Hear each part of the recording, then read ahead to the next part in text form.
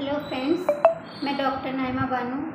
आज मैं आपके लिए एक ऐसा टॉपिक लेकर आई हूँ जिसका नाम है फैलोपियन ट्यूब ब्लॉकेज।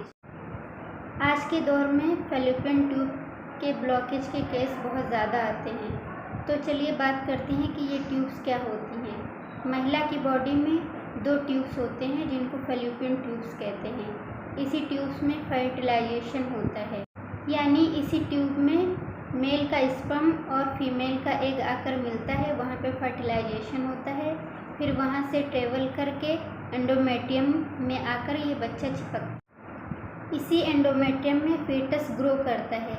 एंडोमेट्रियम बच्चेदानी की अंदर वाली लेयर होती है।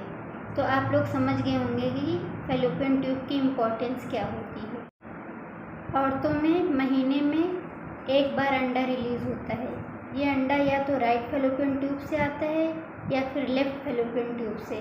जब मेल और फीमेल संबंध बनाते हैं तो मेल का स्पर्म दोनों फैलोपियन ट्यूब में जाता है, लेकिन जो महिला का अंडा होता है वो एक ही ट्यूब में आता है, या तो राइट ट्यूब में आएगा या लेफ्ट ट्यूब में आएगा। स्पर्म को जिस ट्यूब में अंडा मिलता है वहाँ पर फर्टिलाइजेशन होता है।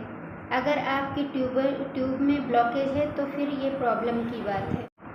देखिए, अगर आपकी दोनों ट्यूब में ब्लॉकेज है तो फिर आप नेचुरली कंसीव नहीं कर सकती हैं। अगर आपकी एक ट्यूब ब्लॉक है और एक ट्यूब ओपन है तो 50% चांस है कि आप नेचुरल कंसीव कर सकें। जिन महिलाओं में एक ट्यूब ओपन होती है और एक ट्यूब बंद होती है उनमें ओवुलेशन इंडक्शन के लिए दवाएं दी जाती है और फॉलिकुलर मॉनिटरिंग कराई जाती है, जिसके थ्रू ये पता चलता है कि अब एग रिलीज़ होने वाला है। तो फिर पेशेंट को उसी के अकॉर्डिंग बताया जाता है कि अब आप संबंध बनाइए तो फिर आप कंसीव कर सकती हैं। तो फ्रेंड्स, अब आगे बढ़ते हैं और ये जानते हैं कि इसके कारण क्या हैं, यानी कि फैलोपियन ट्यूब के ब्लॉक होने के क्या कारण हैं।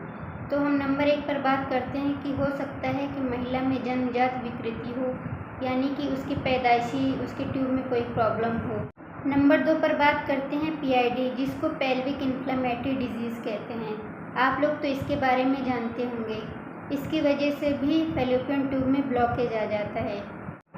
नंबर 3 पर बात करते हैं रेट्रोग्रेड फ्लो, यानी कि जो मेंस्ट्रुअल फ्लूइड होता है वो वेजाइना की तरफ ना होकर फैलोपियन ट्यूब की तरफ जाता है, जिसकी वजह से ब्लॉकेज हो जाता है।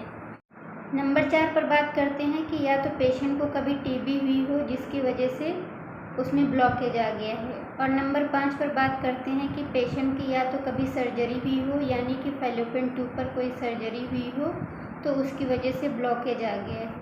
नंबर 6 पे जो कारण है वो है कि या तो फैलोपियन ट्यूब में एडहीज़न हो गए हों जिसकी वजह से अंडे और स्पर्म को आगे बढ़ने में प्रॉब्लम हो रही है। तो अब चलिए बात करते हैं इसके सिम्टम्स पर।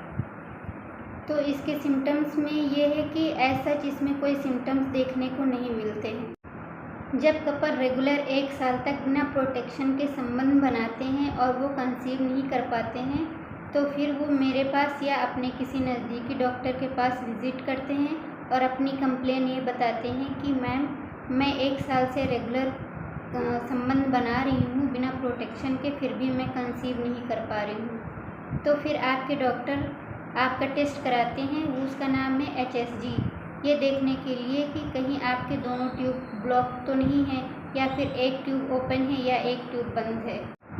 अगर आपके ट्यूब में फ्लूइड भर गया है तो आपको माइल्ड पेन होगा या मॉडरेट पेन होगा।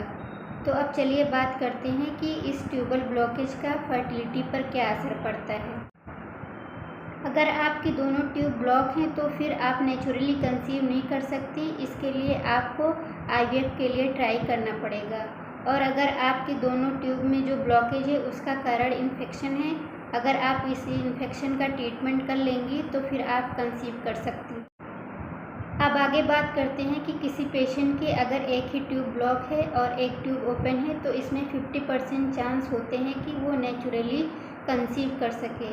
इस केस में ओवुलेशन इंडक्शन के लिए कुछ मेडिसिन दी जाती हैं और फॉलिकुलर मॉनिटरिंग के थ्रू उसके अंडा रप्चर होने का टाइम देखकर उसको संबंध बनाने के लिए बताया जाता है, तो फिर वो नेचुरली कंसीव कर जाती है। तो आइए अब बात करते हैं कि इसको डायग्नोस कैसे किया जाता है।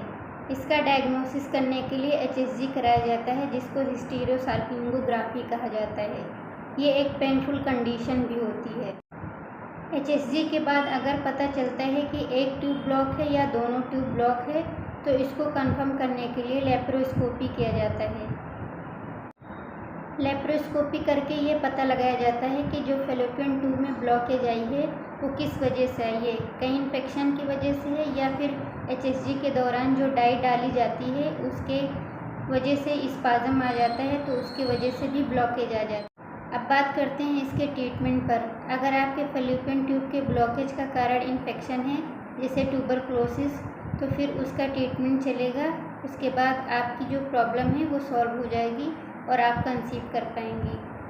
अगर आपके फैलोपियन ट्यूब में थोड़ा जाले टाइप का हो गया है तो फिर लेप्रोस्कोपी के थ्रू उसको हटाया जाता है, फिर आप कंसीव कर सकती हैं।